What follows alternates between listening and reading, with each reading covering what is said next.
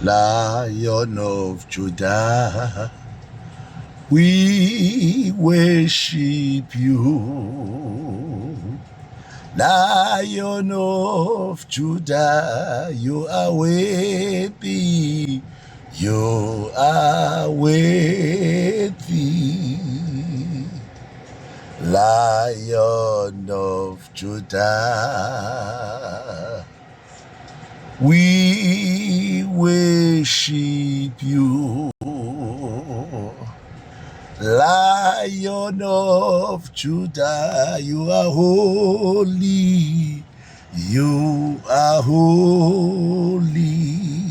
Oh, bafowethu nodadewethu uNkulunkulu anibusise kuyisonto. Kuthi angithi uma omubi ebuya ebubini bakhe abenzileyo enza okufaneleyo nokulungileyo bese lithi iBhayibheli uyawusindiswa umphefumulo wakhe. Hallelujah, Jesus. Uma omubi, angazi ukuthi ubani omubi ongizwayo, but lithi iBhayibheli uma omubi ebuya, ngoba akubalekile ububi kumuntu, but into ebalulekile ezulwini ukubuya komuntu ebubini bakhe abenzileyo. Noma ngabe kuthiwa isono sini noma ukusiphi situation noma wenzeni noma abantu bakujaje bathini, kodwa lithi iBhayibheli uma omubi ebuya ebubini bakhe enza okulungileyo, enza okuhle nokulungileyo, uyakusindiswa umphefumulo wakhe. Ukuthule iCoven. Siyabonga bafowethu, uNkulunkulu abe nani nonke nisayema enkonzweni. Today bese kwamasho siyongcwaba umama wethu umlungu. Oh Nkosi yami, siyabonga. uNkulunkulu anibusiseke. Sivule lapha encwadini First Chronicle chapter 10 verse 13 and 14.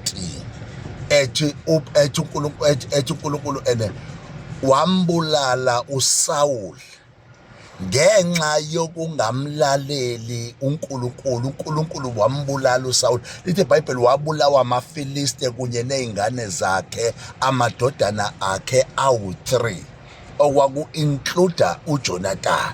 Kanti uJonathan ufa nje useyisihlobo noDavide, wayengumngani kaDavide. They shed the blood. Lisho njalo iBhayibheli, they shed the blood. Bona bobabili kuthiwa benza icovenant, basikana ihlanga, kuthiwa ingalo zombili, base beshare the blood. Kusho ukuthi ukufa kukaJonathan wayengafile ngoba wayiphila kuDavide. Injalo into yokukholwa ithi uma savuswa kunye noKristu, uNkulunkulu wami, ukuphila kwethu kukuye uKristu. Ubani ongizwayo ntambama? Ukuphila kwethu kukuye uKristu.